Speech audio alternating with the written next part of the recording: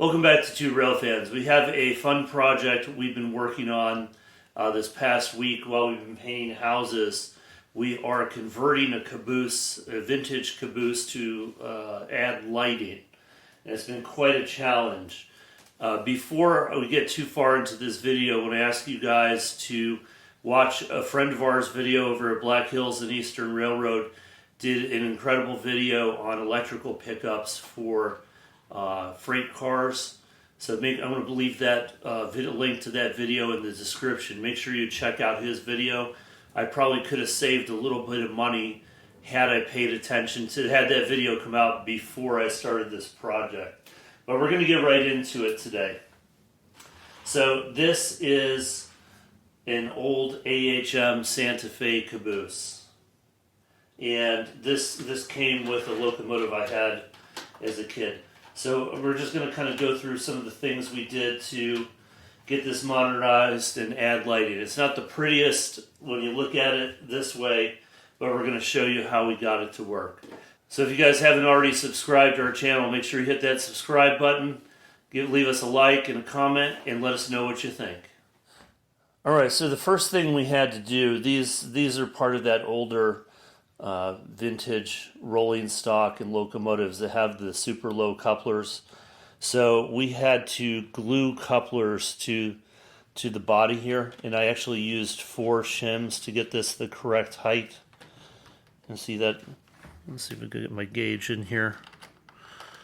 Well, that's a bad spot because I got a solder joint there in the track. It's probably a better side because it didn't have that solder joint. So you can see that's pretty level. So we're pretty happy with that. Good coupler height. And again, that's glued to the body here. So what we used, and this is why I was suggesting you all check out the Black Hills and Eastern video on this, because he was able to make these. This is Athearn Genesis, part number ATHG 61382. And I'll leave a link to this also in the description. And basically, this is a pair of trucks with electrical pickups.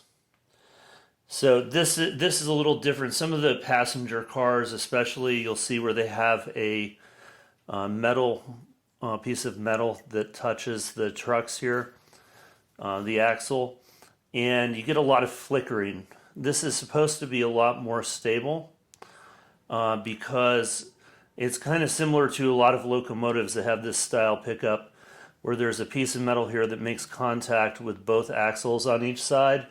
And then there's wires soldered to this. So we had 2 pairs of these sitting around, and we decided to try this old caboose first. So basically I just drilled 2 holes through here on each end, brought the wires up.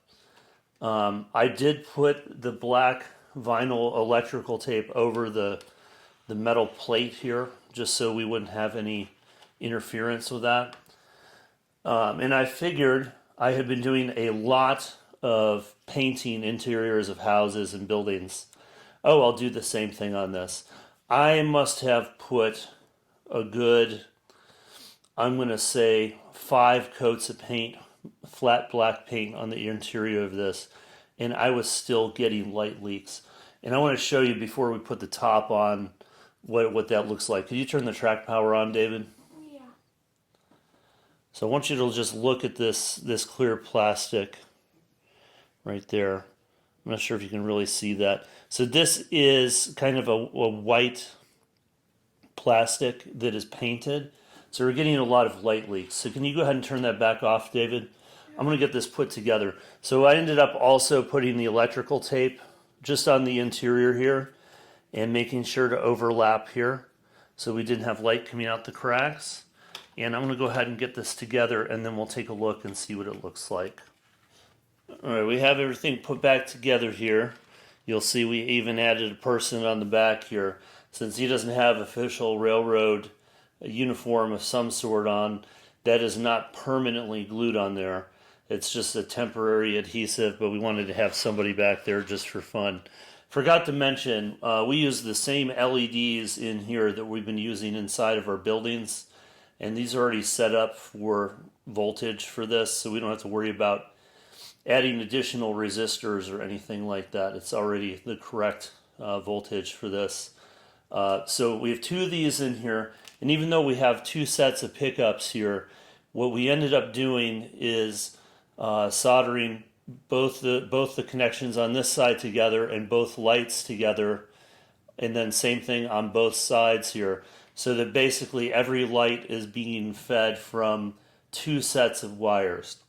And then the reasoning there was in case you hit a dead spot in the track or crossing over turnout or something, then there's always going to be light in here. So I'm going to go ahead and turn the track power on here. And you see we have lights here. And David, could you go ahead and just hit the lights? Let's see what it looks like in the dark here.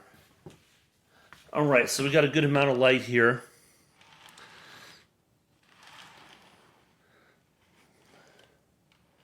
You can see there is light coming up through the top here, but there's less. But that's, that's probably what you would see with this if somebody had a lantern or something in the end here. So that tape, that electrical tape, did a pretty good job of covering up the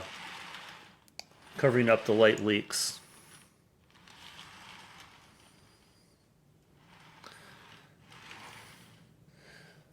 So one thing I want you guys to notice, though, there's no flickering when we run this back and forth.